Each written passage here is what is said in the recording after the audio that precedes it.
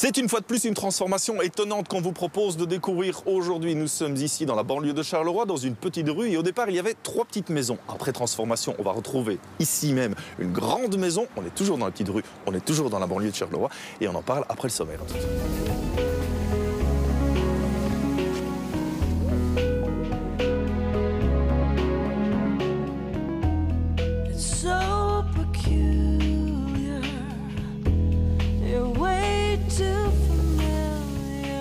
Benoît, les maisons, les voici, ou plutôt la maison aujourd'hui. On va essayer de bien comprendre un peu la philosophie de la rénovation. C'est vrai qu'au départ, il y a cette petite maison du 17e, puis une maison un peu plus récente, et la famille s'agrandit, et vous vous dites, on va plutôt revenir habiter là. Voilà, exactement, ces maisons que nous avions occupées il y a une dizaine d'années, et que nous avons décidé de venir habiter, mais avec évidemment un agrandissement pour donner à chacun un espace de vie suffisant. Tout un travail aussi à l'intérieur, on ira bien entendu découvrir ce que ça donne à l'intérieur, mais c'est vrai qu'on le voit ici, hein, il y a cet aspect aussi d'architecture contemporaine. C'était quoi, un souhait d'amener, de casser un petit peu l'image traditionnelle des maisons? Oui, de changer un peu le look traditionnel, mais tout en gardant le charme qui fait ces maisons anciennes.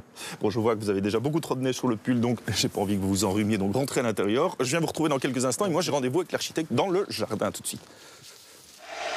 Benoît, c'est vrai que du côté du jardin, on s'en rend encore peut-être mieux compte de ce côté transition entre le contemporain et l'ancien. J'ai une question un peu bateau, mais je la pose quand même.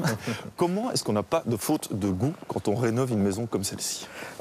D'abord, c'est de maintenir les bâtiments existants tels qu'ils sont, de créer l'anecdote des éléments actuels et d'essayer d'intégrer les formules contemporaines de manière très sobre et très réservée. Et c'est vrai qu'il y a aussi une certaine sobriété dans les matériaux. C'est important, ça. Oui, oui. C'était vraiment le but, c'était de garder quelques matériaux et de ne pas multiplier. Alors l'unité a été recréée par le bois et aussi par l'aspect blanc du bâtiment. Alors il y a un autre élément qui est très très important, c'est bien entendu ce volume à l'entrée. Il a une fonction peut-être plus importante aussi qu'une simple entrée.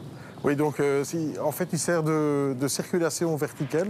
Donc, ils vont distribuer toutes les fonctions du bâtiment, les fonctions de vie, les fonctions de nuit et la partie des enfants, les parties sous-sol aussi. Et alors, l'aspect aussi, c'était de créer cette transparence de l'ancien bâtiment qui passe de l'extérieur vers l'intérieur. Donc, c'est cet aspect très vitré, donc qui fait une rupture par rapport aux structures des bâtiments existants.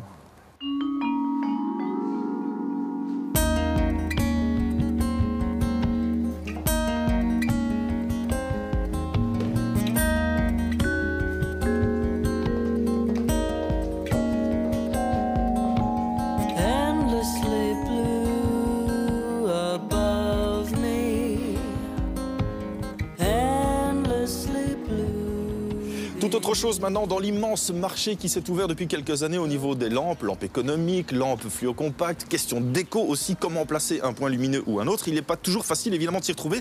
Julie Matens justement va peut-être vous aider à faire votre choix dans ce dossier. Ah, vous allez le voir, on a pas mal de choses à dire par rapport au choix de rénovation, par rapport aussi aux difficultés de rénovation dans ce genre de maison. Mais avant cela, il y a bien entendu la pub. Allez, venez me rejoindre à l'intérieur de cette habitation. Attention, là, vous traversez l'ancien pignon de la maison. Et c'est vrai que dans ce hall d'entrée, il y a ce mur, Virginie, qui, au-delà du simple dessin architectural, en fait, apporte beaucoup de choses à la maison. Voilà, c'est vrai qu'il a 2 fonctions. La première, c'est qu'il dirige finalement la personne qui entre. Donc, on est dans le hall d'entrée et on va directement vers le salon avec une oblique très dynamique. Et la seconde, c'est qu'il partage cette pièce en 2, finalement, en intimisant les toilettes et le vestiaire, qui ne sont pas toujours des zones sur lesquelles on a envie de tomber dès qu'on entre dans la maison. Pas toujours. Vous n'avez pas un petit shopping à préparer, vous? Oui, mais il est déjà fait. Menteuse, menteuse.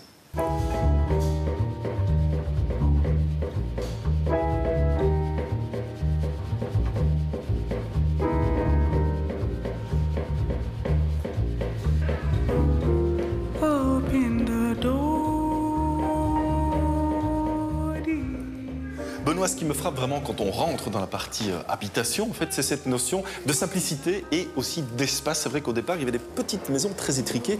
Aujourd'hui, on n'a plus du tout cette sensation. Oui, c'est exact. C'est ce que nous avons voulu. On voulait des espaces agréables, confortables, où la famille peut se rencontrer, où on puisse accueillir les amis.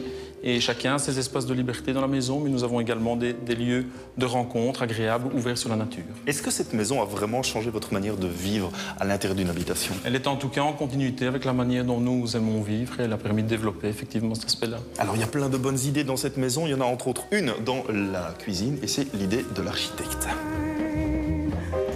Et Et la bonne idée, ou plutôt une des bonnes idées de cette cuisine, c'est ceci, en fait, le plan de travail qui se prolonge comme ça vers le coin repas, qui est un demi-niveau plus haut. Oui, donc l'idée de cette longueur de plan de travail, plus adaptée à la volumétrie de la pièce. Donc c'est cet espace qui est en combinaison et en concurrence entre la partie ancienne et contemporaine qui est située à l'arrière, donc permettait de donner une élégance à l'ensemble. C'est vrai qu'on a deux univers bien différents. Quand on regarde par la côté rue, voilà, on est dans un univers un peu plus cocon. Et ici, avec cette mezzanine, on a la lumière, on a la clarté, on a l'espace aussi. Oui, donc là, l'aspect très ancien donc, est resté donc, dans la partie cuisson, plan de travail, et donc la partie coin déjeuner, donc, qui est un tout petit peu plus haute, s'ouvre vers le jardin, la lumière et les ambiances intérieures et extérieures du bâtiment.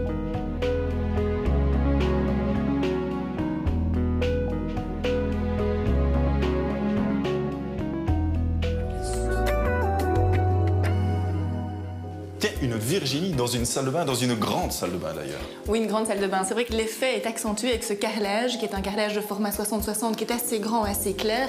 Donc ça donne un aspect très lumineux et très agrandi aussi. On va retrouver aussi un certain relief sur ce carrelage. Voilà, moi ce que j'aime bien aussi, c'est ces petites aspérités comme ça. Ça le donne un petit peu, ça lui donne de la rugosité et un peu de matière aussi. S'il avait été tout lisse, finalement, on aurait quelque chose d'un peu plus froid. Et alors, ce qui est intéressant, c'est qu'on utilise le même format qu'il y a au sol et on le met ici sur la liège, finalement, sur le plan de travail de la salle de bain. Alors, le mobilier, justement, il a été fait sur mesure et certains pourraient se dire, tiens, c'est impayable de faire dessiner un mobilier. Or, c'est pas le cas. C'est pas vraiment le cas parce que finalement, le mobilier, en général, quand on le trouve dans les entreprises, il est standardisé. Et donc ici, si vous voulez quelque chose à dimension sur mesure, c'est plus intéressant de le faire avec un menuisier. Quelque part, il va vous conseiller, vous orienter sur différents panneaux, différents produits qui seront sûrement moins chers que ce que vous allez acheter en magasin. Est-ce que vous avez fait les soldes, Virginie? Oui, Eh bien, pas encore assez. Et Chloé